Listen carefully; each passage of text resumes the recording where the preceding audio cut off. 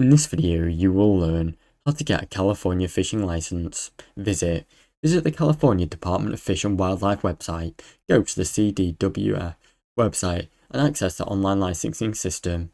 Create a login. Log into your CDFW account. Register your new account and sign in if you've already got one. Manage your fishing license.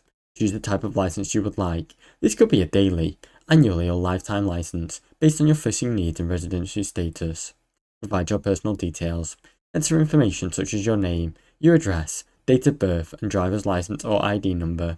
Pay the license fee. Complete your purchase by paying the appropriate fee online or using a credit or debit card. Download or print your license. Once the payment is confirmed, you can print your fishing license or save a digital copy on your phone for proof when you fish. Now you know. Now you know how to get a California fishing license. Thanks for watching. Don't forget to like and subscribe.